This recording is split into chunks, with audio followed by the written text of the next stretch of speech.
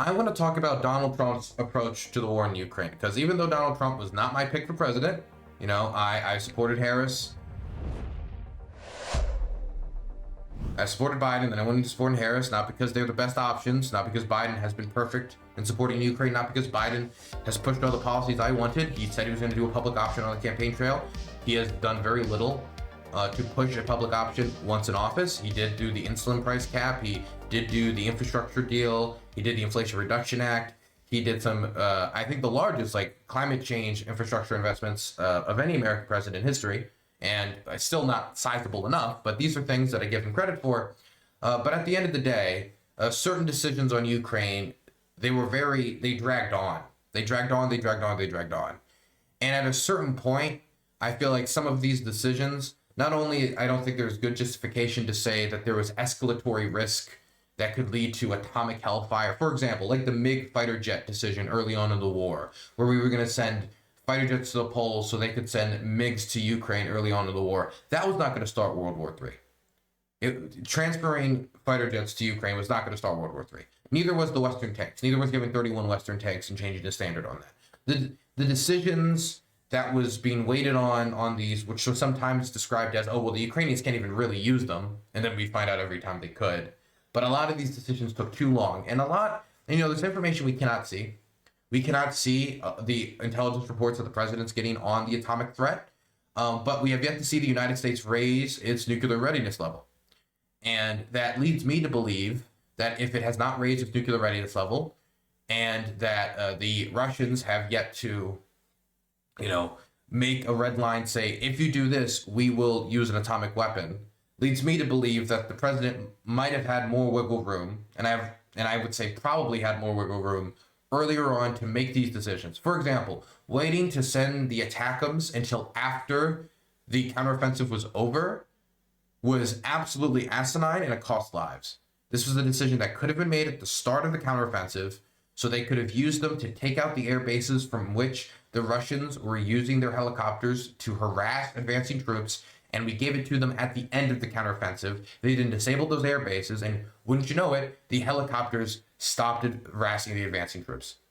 And those were helicopters that, suppressed the Ukrainian advance, killed Ukrainian soldiers, and it could have been done 4 or 5 months earlier, I think, with, roughly speaking, the same reaction. And so the delay on these decisions and the unwillingness to in any way compromise readiness at all, even though I think right now is an integral moment and we need to use the full depths of our resources to, I believe, support Ukraine, especially when we're talking about many of our European allies and what's available. Of course, there's a certain constraint when it comes to how much you have, but if you're preparing for a war with Russia potentially in the future, it's probably better just to invest the resources you have now in the war that weakens your potential future. And it just, not putting aside all ideology or morality, it just makes more strategic sense to me. But whatever.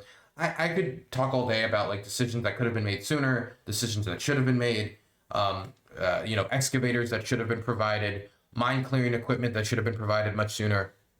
But all of that's besides the point. Joe Biden's not going to be president in a month and a half, and he seems to be using the last days in office to try to ship as much aid over as possible, even though we don't know for sure, and I think there's a really good chance all of the aid from the supplemental isn't going to reach Ukraine in time.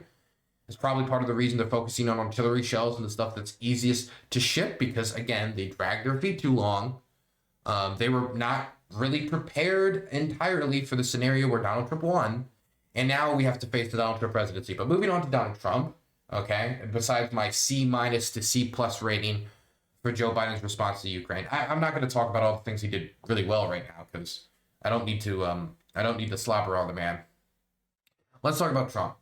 So Trump is going into the White House on January 20th, and we're seeing his cabinet picks, which are making me nervous. While some like Marco Rubio and Keith Kellogg, the special envoy to Ukraine, and maybe on a good day, Pete Hegseth, even though I don't think the Fox News host really has the qualifications to be defense secretary, a position that's been held by actual generals and not, Fox News hosts, so to speak.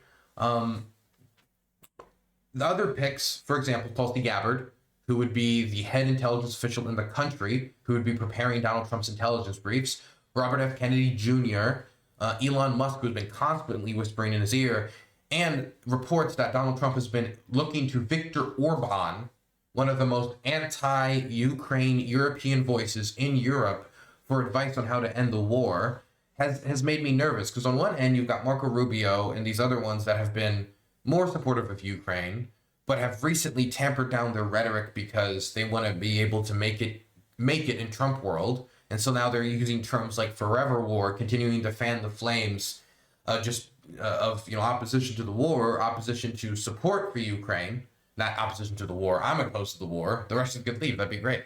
Opposition to support for Ukraine. When like a forever war is not a war that goes on for 3 years. Okay, a forever war is something that goes on for endlessly, and has no end in sight. There simply is not enough supply for either side for this to go on for another 3 to 4 years at the way that it's going. So I reject the framing entirely. But when I see this setup, I see milquetoast Ukraine supporters that used to be stronger but are now tampering down their rhetoric to support Ukraine.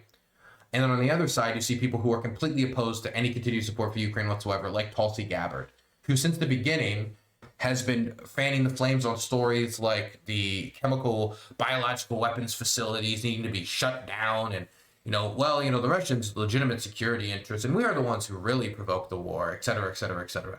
That makes me nervous because we've heard a lot of reports historically from Donald Trump, talking about an issue, with his advisors, and the last person who gets in his ear is the person who can turn him one way or the other way. And I'm hoping that isn't going to be the case this time, because if it is the case this time, and that last person is going to be the one giving him the intelligence brief, Tulsi Gabbard, I don't think we're going to get good, consistent foreign policy. It's not going to be good because then you've got a bunch of knuckle draggers advising the president in a bad way, but also because you've got people like Marco Rubio in the same room as Tulsi Gabbard on issues like Ukraine, you're going to have people dragging him in opposite directions that I think could make it so he takes a left turn, then a right turn, then a left turn, then a right turn, tries to have his cake and eat it too, and then gets nothing done in effect. That's a concern I have. But on the other end of the spectrum, Donald Trump doesn't want to be seen as a loser. Donald Trump and anybody with the 2 brain cells could see that the Afghanistan withdrawal for Joe Biden was the first time that his approval rating really plummeted. Americans have been asking for a withdrawal from Afghanistan for a very long time. He delivers on it, but of course it was a mess, and he pays the political price for it. And by the way, this is why a lot of presidents were very nervous about withdrawing from Afghanistan, for this exact scenario, not only this scenario to play out, but also the idea that if you withdraw from Afghanistan, another big terror attack happens, who are they going to blame? So Donald Trump doesn't want that mark on his record. He also probably is getting advice from some people saying, well, if deterrence is the name of the game now, while before the security establishment was always concerned with, we can't deter these terror groups. So how do we eliminate terror groups? How do we create the socio-economic conditions of terror groups, et cetera? Because deterrence was not really a word in reference to Al-Qaeda. Deterrence was not really a word in reference to Daesh, otherwise known as ISIS. Because these are organizations that don't care about deterrence. Ideologically, they just don't care. So that was not the name of the game. Now it is the name of the game. And if you know it's the name of the game, that you want to deter further action, a complete American withdrawal from Ukraine of support and rolling back because of domestic opposition domestic opposition largely produced by Trump and gang, by the way. If that is the takeaway that China and other countries take, it's going to be, okay, well, if America is not even willing to support Ukraine with old Vietnam-era weapons to fight off the Russians, then how are they going to be able to fight off a Chinese invasion of Taiwan, where they might actually need U.S. Marines and American missiles directly firing upon Chinese warships and Chinese air bases? Well, I'm not saying that logic is going to be all that China takes away from this. There's things you can do to try to soften the blow. Like you could try to tell the Chinese the reason we pulled back from Ukraine is to concentrate more on you. You could try that, but actions tend to speak louder than words. And this is something that is a real fear for many people in the defense establishment. And I know it's a fear for the incoming Secretary of State, Marco Rubio. It's probably a fear for Keith Kellogg And it might be a fear for Pete Hegseth. And if you were to listen to his earlier Fox News segments before he got Trump cucked, he was talking of it in a similar fashion as well. So I think that the deterrence incentive on top of the not losing incentive, on top of private incentives that Zelensky is making to give the quid pro quo, kind of you scratch my back, I'll scratch yours, relationship that many people say is necessary in order to make good deals with Trump, that is being done. I've heard rumors. Now, I'm just saying this is rumors. We got no like paperwork or whatever. But the rumor is that Zelensky is offering to replace American troops in Europe with Ukrainian troops. That if you continue to support Ukraine, if you stay a steadfast ally, and you want to pull back American deployments in Europe, don't worry about it. We'll have our troops there. We'll be there. You can still have the political guarantee, but our troops can be there. Now, mind you, this is not a plan that can be completely delivered upon. It is true that they could make up maybe 50% or 60% of U.S. troop deployments if they really wanted to. But a lot of American troop deployments in the region are not meant to be the army that holds off the Soviet Union or holds off Russia. They're meant to be a trigger. It's a trip line where if you bomb this base, you have to bomb Americans. And if you bomb Americans, then you're going to go to war with the United States. You remove those troops, and then they can bomb it, and then it's like, well, did any American get hurt? Do we really need to be there? There's a question of whether or not America necessarily has to get involved. It's the same reason why right now there was a ton of bombing of Kobane by the Turks and their backed Syrian National Army proxy. They were bombing Kobane, and then American troops drove to Kobane, and when would you know it? The bombing stopped. Why? Because the Turks do not want to bomb American troops. They don't want to bomb a NATO ally. Even if America guaranteed some amount of protection to the Kurds, how much did it mean until the American troops were there? So it couldn't completely replace American troops, but even 60, 70%, whatever that would be, it could be something that is tempting to Trump, even if it's just a large marketing win or a small financial victory for, for America's pocketbook. And it's not just that, mind you. There's also been an offer by the Ukrainians, apparently, on a mineral deal with the United States, trying to make Ukraine's vast mineral reserves, which have in large part are untapped, a deal with the United States to let them, benefit and profit off of those minerals. But that deal not only is being negotiated and talked about, I've heard rumors of this for a while. Apparently they delayed it, according to the New York Times, so Trump could take credit for it. As in Zelensky thinking, how do we win Trump over? How do we get Trump on our side? I know, not only offering these troop deployments, not only offering to help the United States with business investments, etc., make it easier for the United States to do business in Ukraine. I know, we'll make it so that these mineral deals, because remember how Trump was talking about the Middle East, we need to go in there and take the oil. That's the way he talked about it. He didn't talk about it like, okay, if we topple Assad, then we can cut off the weapons flow to Lebanon and like fight off the axis of whatever, or we can go over here and ideologically no. His thinking in reference to Syria was be in Syria, take the oil, American companies, we're gonna go in there and take the oil. And it's not that simple, of course. The local SDF were the ones making deals with American companies so they could profit off the oil and finance their military machines, some social services, etc. But his mindset was go and take the oil. And if that was his mindset in the Middle East, then why would that mindset not also apply to Ukraine? And so this deal that was going to be made has been delayed so Trump can take credit for it. And if Trump sees Zelensky playing that type of ball, and Trump does continue to say, Zelensky never called our phone call bad when Donald Trump was strong-arming the Ukrainians for dirt on his political opponent. So I think Zelensky is trying to play ball in this quid pro quo world with Trump in order to get the best deal, right? The problem is, though, right, if Trump keeps putting out statements like this, even if Zelensky convinces Trump in the long term through, resource deals, through making the case about deterrence and standing up for, American allies, or, hey, Donald, you got to understand that you can win the war that Biden lost, whatever the pitch would be, clean up Biden's mess, be the hero, etc. If Donald Trump keeps on putting out statements like, hey, Ukraine needs to be ready for reduced aid, I understand the plan from like Keith Kellogg and what Trump said on the campaign trail, even though I'm still skeptical about the potential success of this plan, was threaten both sides with either reduced aid or increased aid in order to make them negotiate a deal. But from the Russian perspective, if they see stuff like this, it doesn't seem like to them you're terribly committed to continuing to support Ukraine.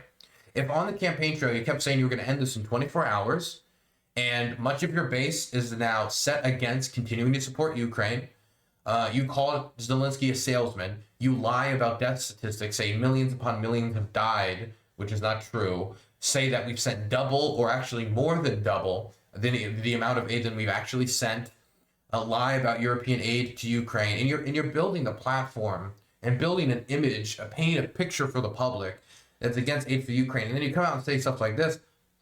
Well, on one hand, this could maybe not even be a genuine signal that if the Russians continue to fight, that you're going to cut off or reduce aid. But let's be clear, the signal that's going to be received here by the Russians could very much well be, oh, they're not dedicated to supporting Ukraine at all. This is just like a, maybe a PR thing for Trump. He's not that dedicated to continue supporting them. All we have to do is sit down at the table, talk, drag out negotiations, and we can keep pushing on the war with no end in sight. And if that is what happens, it's going to be a disaster for Ukraine. And that's the thing, that's the scenario that scares me, and I think is more realistic than people give credit for. It's not the idea that Trump immediately just cuts off Ukraine's lifeline with no hope of, reconnecting it. My fear is that Trump reduces the lifeline, squeezes the lifeline, or stops it to get them to the table or to heat his base, with the idea that maybe he'll resume it in the future, depending on how talks go. They have talks, but then the talks drag on and on. We go to February to March, and then Putin's like, oh yes, we'll have some behind the scenes talks. Can we talk to the people of Oman, their historic intermediaries? Oh yes, now that we have the Oman government here that have been historic intermediaries, can we make sure that we get the Chinese and these people at the table? Okay, now that we got these people at the table, weeks are going by. Let's make sure that we can truly list out all the details of what each side wants. Okay, now that we have all the details of what each side wants, let's also make sure that I push back on this and push back on that. And not even like the big things, a lot of the little things, like the returning of all the children. And I call it a little thing, but I say in the grand scheme of the strategic geopolitics, it's a little thing. On the humanitarian level, it's a very, very substantial thing. The returning of the kidnapped children that Russia stole. Or the art that they stole from the Kherson art exhibits. Or all the people that are still currently detained, POW transfers, etc. Pushing back on all these things, not necessarily because they won't even give them in the end, but because, well, if you can push back on it, then it takes time to negotiate. And then it drags on. It's like, okay, now that we've talked about all these details, we should organize a summit to further discuss and then, okay, when should we organize a summit? How about we organize a summit for March or April, or how about, and then it drags on and on and on. And in that time, what are the Russians going to be doing? They're going to be pushing on the Pokrovsk front, trying to capture the city that I was just in today. Which, by the way, I'm not going to say who told me what, but last stream we said that there was Russians that entered the city because that's what all the reports were saying. That's what was being indicated. And when I was in southern Pokrovsk, it was loud, and it was also loud today too. Turns out, and I got this from some soldiers deployed there, won't say which ones to keep them out of trouble. The Russians didn't enter the city. It was a friendly fire incident where the Ukrainians mistaked other Ukrainians for Russians, and they started shooting at each other. Thankfully, nobody got hurt or killed. But for anybody who's curious about a follow-up to that story, on one hand, it's good that the Russians didn't enter the city, because that was something that really concerned me if they were able to break through into it. I mean, the Russians broke through into Kupiansk, and that didn't develop, but you never know. But on the other hand, friendly fire incident. People are very nervous in southern Pokrovsk, that's for sure. Well, at least we know that they know how to pull the trigger, and they're ready to shoot something when it appears. My point is, though, this is a scenario that really, really scares me, and I still think rhetoric like this could help produce that outcome more, where we're dragging this on, or make the Russians think that the United States is not really serious about its threat, which Trump does not highlight nearly as much as his anti-Ukraine, Zelensky's a salesman, etc., etc. He does. By the way, Can I also say, I will say, I've been thinking about this more and more. When he says Zelensky's a salesman, I think most people take it as an insult. I think Trump means it as like an insult compliment. On one hand, he's like, oh, he's trying to get something out of us. But Trump is a salesman. Trump is a businessman. I don't necessarily think it's a totally bad comparison. I just think that it's reflected on the American public as a bad comparison. And even though Trump is like, oh, he sells us on aid to Ukraine, well, he sells us on this to well, that means Trump's going to be in there almost like I'm on one side of the negotiating table. We're not working together. We're working against each other. And that type of stuff scares me.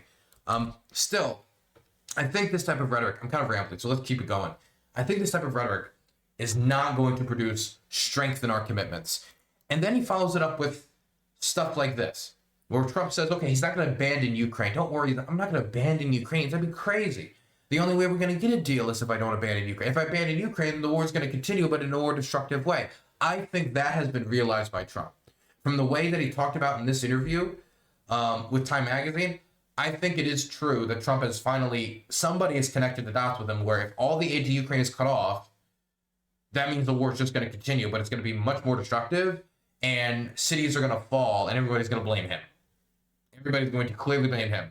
And the delay in aid that he did last time during the Biden administration, during the 2023 period, that lost lives. So it's not that I 100% think Trump cares about necessarily the loss of lives or the loss of territory or undercutting our allies that much. But I do think that during that period, he thought maybe it could be pinned on Biden, where this period, if he's president, it can't really be pinned on anyone else but Trump, can it? It can't.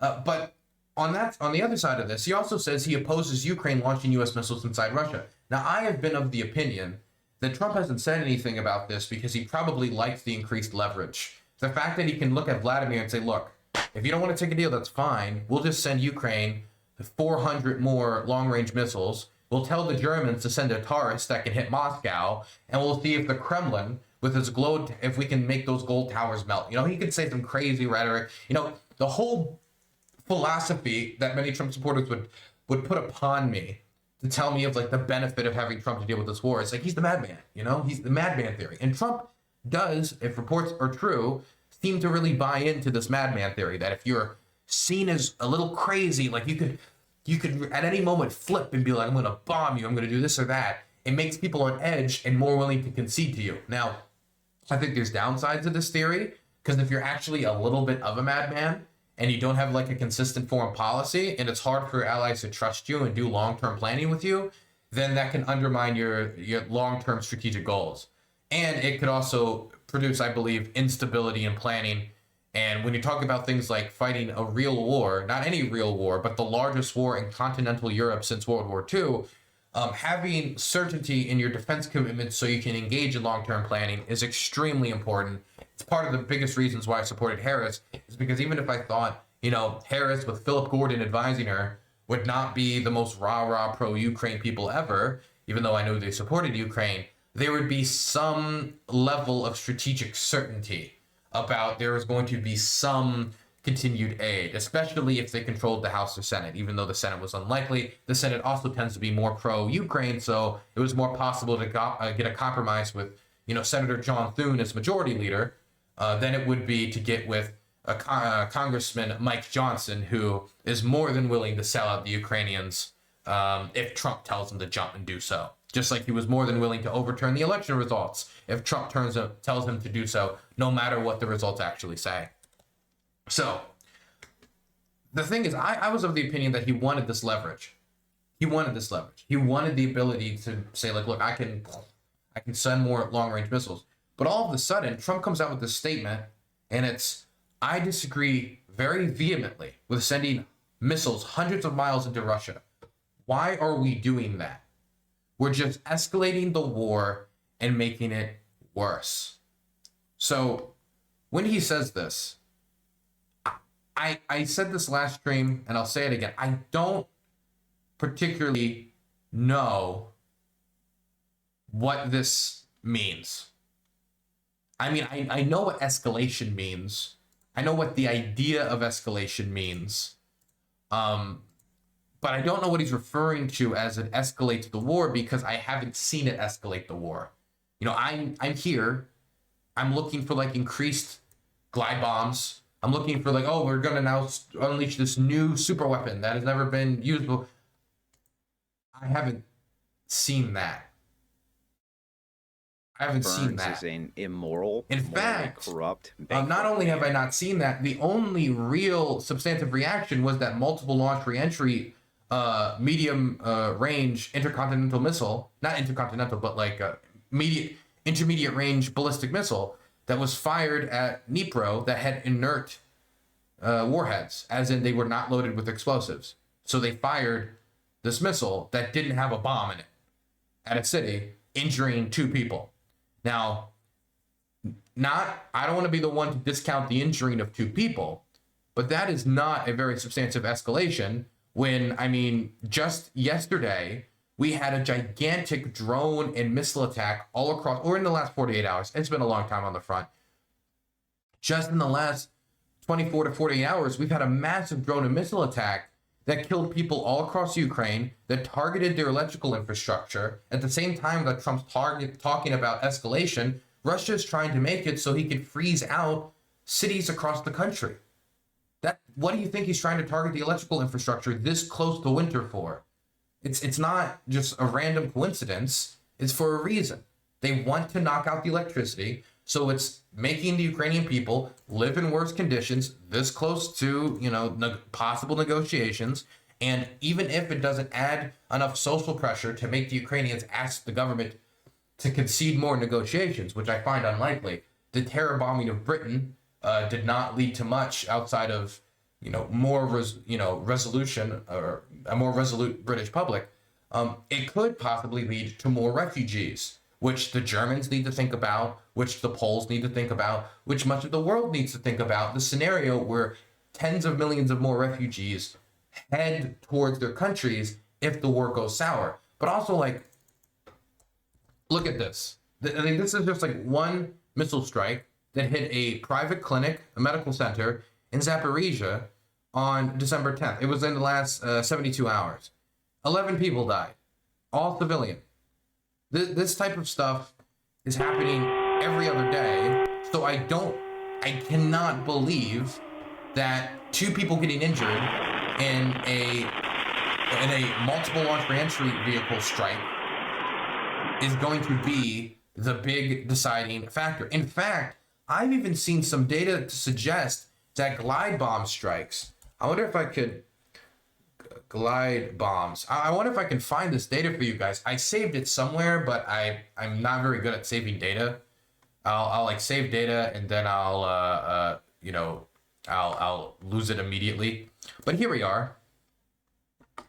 There's some data to suggest that this winter, ever since these long-range strikes have been approved, have seen a reduction in glide bomb strikes. Let me show you this chart right here that I've been looking at for a bit and trying to figure out.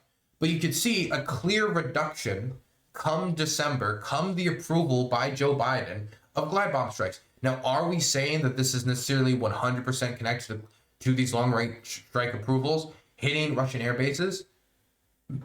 I don't know, not necessarily. I mean, even if this is just a temporary dip for like a few months, because, you know, they hit some air bases that are over the border, and so now they have to redeploy planes elsewhere, and now it's a longer travel time, which means more strain on the aircraft, which means more time in repairs, because they need to keep these aircraft afloat. They don't want them to just be randomly dropping bombs on Russian communities by accident, which they have done probably well over 100 or a few hundred times now.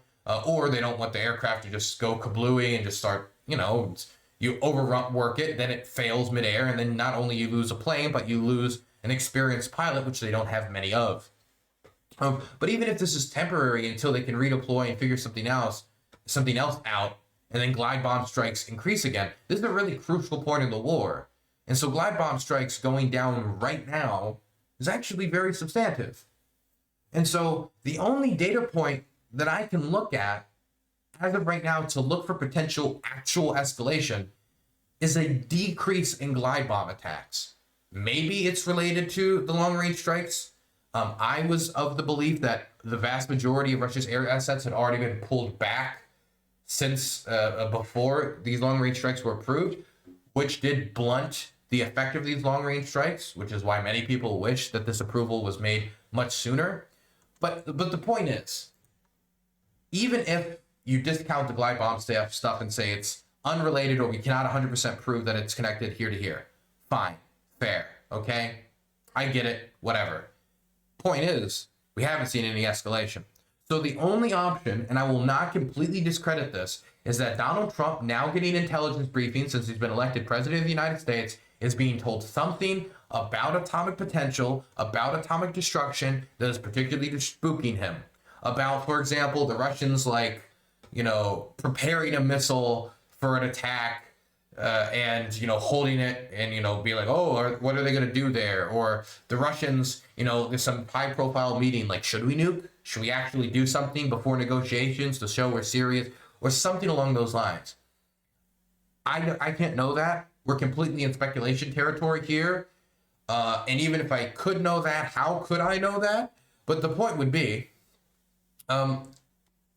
this is not information I can access. All I can look at, or at least publicly look at, is the information that's available right now. That's all I could see. And right now, I've seen no evidence that this escalated the war. Now, I don't want to completely discount the private ability for something to happen that we just don't know about. But as of right now, I think that this is something that just rolls back our leverage in negotiations. I think it's something that if he delivers on, once he gets in the office, he unapproves long-range strikes, it's going to further reinforce to the Russians that he's not that serious about supporting the Ukraine through possibly the Russians saying, fuck it, let's keep going.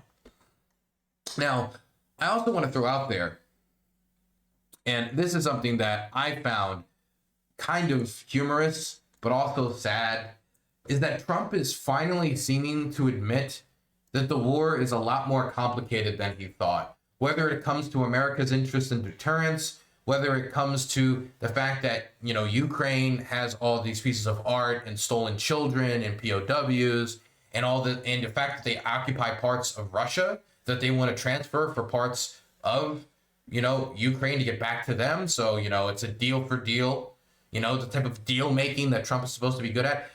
There's, of course, also the possibility that if he does cut off aid, how will that affect his administration's credibility? How will that affect American credibility? How will that affect nuclear nonproliferation if the story that people take away from this, even though I doubt this is an argument that's being made in the Trump White House, is nation gives up nukes, nation then invaded by countries that said, oh, don't worry, we will respect your territory if you give up nukes, and then country abandoned henceforth. Like, that's not a great message when it comes to nuclear nonproliferation. And so now Trump is seemingly coming out and saying, man, this war is like more complicated than I thought. In fact, this is even more complicated than the wars in the Middle East right now between Israel and Palestine. The 24-hour deal maker who never clarified how he would make a deal because he didn't want anyone to steal it. That's what he said early on, by the way. He changed his rhetoric on it, but early on it was, I don't want anyone to steal my deal, which is so egotistical. How could he be like, I know how to find peace, but I don't want to tell anybody because I want the credit. No, okay? There's something, I want to hope that he didn't have any magic deal. Not only because I don't believe he had one, but also because if he did, the horrific nature of not telling people how to end the war because you just wanted credit for ending the war is so disgusting. I don't even know how to start to approach it. But now he's starting to say that the war is more complicated than he thought. And maybe, ending it in 24 hours was not super realistic. And, who knows how it could go. And all these sycophants, Tim Pool, all the rest of them. I'm just going to go with Tim Pool. I just want to mention him. Always a good time to, dog on Tim Pool a little bit. Who thought that Trump would even end it before he gets inaugurated. Looks like they were wrong. It's a little bit more complicated. It's not that it's impossible to make a deal, but the idea that this was just as simple as making some phone calls and Trump's movie magic deal making was going to be able to bring peace to a nearly decade-long war, if you include 2014, and hundreds of years long of historical antagonism, and he was just going to end it through doing his funny little dance. No, that's not going to happen. Let me read you the quote from Donald Trump. I want to reach an agreement, and the only way you're going to reach an agreement is not to abandon Ukraine. Trump recalled that detail during the election campaign.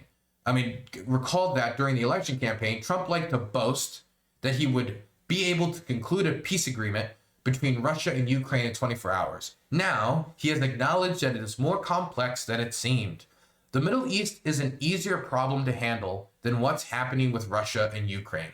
The number of dead and young soldiers lying on fields all over the place are staggering. It's crazy what's taking place. The Middle East is an easier problem to handle than what's happening with Russia and Ukraine. He's saying that it's easier to handle the conflict of Israel-Palestine than the war in Ukraine. It's quite a statement. But no shit, Sherlock. It's a complicated war. It's the largest war in all of Europe. It's a war that was fostered through the inaction of Washington in confrontation of previous Russian aggression, whether it was the invasion of Crimea, whether it was the invasion of Donbass that much of the international community just straight up ignored, whether it was, the bombings or the assassination, whatever it was. They stood back and let the wound fester, and Minsk I and Minsk II did not properly deal with it, and the situation's gotten worse and worse and worse and worse, and now here we are today. It's more complicated. It's complicated. Yeah, 24 hours was not realistic. The way that Trump supporters talked about Trump's ability to end this war was cultish. They talked about him like he was a magic man who was going to go in there and, like Jesus turned water into wine, he was going to go in there, touch the rifle of a Russian and Ukrainian soldier and just lower them. And say, guys, can't we all just get along? You like to get drunk? You like to get drunk. You guys are over in Europe? You guys are over in here. He's going to run out of stereotypes very quickly. Point is, he can't do that. He can't.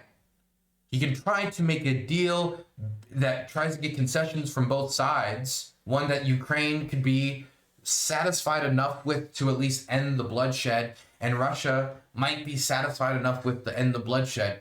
But the difference in positions here on the art that was stolen, on the POWs that are being sentenced to 14 to 15 years in prison over in Russia, in which the UN reports are systematically being tortured, whether it has to do with the fact that Ukraine still has parts of Russia that Russia will never under any circumstances allow them to have. And so any precondition for the Russians is going to be the Ukrainians pulling out of Kursk. And for the Ukrainians, they're not going to give up Kursk without a fight unless it's traded back for land, which the Russians, under no circumstances, at least from currently stated positions, is willing to do. In fact, the Russians are saying that in order for them to negotiate, the Ukrainians have to give up Kherson and Zaporizhia and all of the regions that they've annexed, which includes Crimea, Donetsk, Luhansk, Zaporizhia, and Kherson. That's 20% of the country. And when you're talking about Kherson and Zaporizhia, those are two big cities. Kherson, a city that the Ukrainians fought for and liberated, the only regional capital that the Ukrainians liberated for the entire, that the Russians captured for the entirety of this war. They're supposed to just give that back, the place where the Russians are currently running a human safari that I've seen, that many other people have seen, have documented, whether it be the Financial Times with Christopher Miller or the filming that I've done, and we're going to be releasing that report sometime this winter, once we're done releasing the next video. And Zaporizhia, that's a city the Russians haven't even been close to taking. They're supposed to just give that up? What about Kramatorsk or Sloviansk? These are cities of tens of thousands of people that the Ukrainians fought for and took back in 2014, and now they're just supposed to give it up. No. If Zelensky made a deal where he gave up all these cities, there's no way his administration would, I think, survive a fortnight. There'd be resignations left and right as people are trying to take political advantage and get one up on the president as his approval rating plummets. People will point towards the Pew Research data that says the majority of Ukrainians for the first time want to negotiate, and that's true. The majority of Ukrainians do want to negotiate. You want to know why? Because this war has made everyone tired. The Ukrainians are tired. The Russians are tired. You think you just endlessly assault Ukrainian positions and get blown up in dune buggies and you don't get tired? both sides are tired of sending their sons off to die, sending their sons and daughters. Of course they don't want to continue to do that endlessly. And so if there's a way to find peace, they'll negotiate. But then when you go into the data, it's like, okay, are you willing to concede territory to negotiate? And only 29% of Ukrainians are willing to do that. And be clear, it's just the word concede territory. We're not even clarifying which territory would be conceded, whether it be Crimea, whether it be Donetsk and Luhansk, whether it be Zaporizhia and Kherson. If you say secede everything and these other big cities, you're going to get like, I mean, I'm not going to make a guess, but I would be surprised if you have more than 1 in 10. And you're not going to build a political consensus off of 1 in 10. And so yes, this war is more complicated than a lot of these simpletons who have been just looking at the war through the corner of their eye and through 5-minute news bulletins, and the only other war they know about, Iraq and Afghanistan, is the only thing they ever compare it to, because their worldview is very, well, let's just say, it doesn't have a wide and expansive aperture, to put it bluntly, or to put it lightly. Yeah, it's a complicated war. And the two positions of both sides are still very, very far apart, which is why I'm still very interested to see how he's going to actually get the both sides to sit down and agree to cease firing. And also make sure that when it ceases firing, it does cease firing. It doesn't restart in a year, it doesn't restart in a few years once Trump's out of office, because you haven't made long-term security architecture designs. If you want an end to the war, it has to be permanent. But the Russians are not willing to concede to Ukraine joining NATO, which is the 100% guaranteed, proven, effective method to stop Russia from invading you. Estonia, Latvia, Lithuania, they have large Russian-speaking populations. The same justification that Russia used to invade Ukraine, they could use to invade them. The speech that Putin made at the start about these Soviet countries, much of those standards could easily be applied to those countries, which are much smaller and have weaker militaries and much smaller populations to resist. But why haven't they been invaded? Because that could mean nuclear Armageddon due to their inclusion in NATO. So if that's not going to be part of the deal, what long-term security architecture is going to be put in place to stop Russia from invading again? So you're not just patting yourself on the back for kicking the can down the road and making it so that the 14-year-old Ukrainians today are going to be fighting the war in 5 to 10 years again, pushing the struggle onto another generation. Yeah, the war is a little bit more complicated than he first thought. Who would have thought, guys? Who would have thought? The war is complicated. The war is complicated.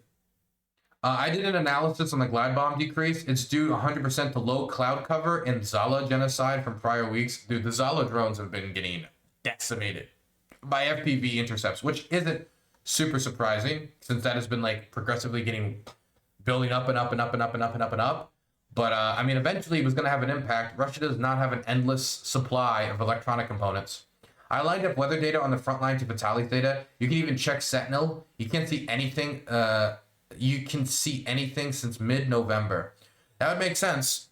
But my point was not that I know 100% that this is connected to glide bombs. My point was purely this war has not escalated since the introduction of long-range strikes. So the idea that it just perpetuates the war or escalates the war to such a degree that makes it worse or more bloody than it was before, no, that has not been proven. The only possibility is that there's some secret information about atomic hellfire that we don't know because we're just not privy to those security meetings.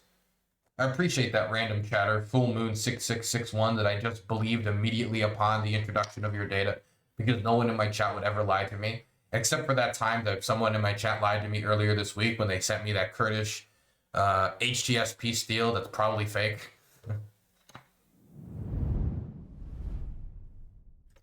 You've been to the front line recently. I'm guessing the weather is very cloudy or foggy there.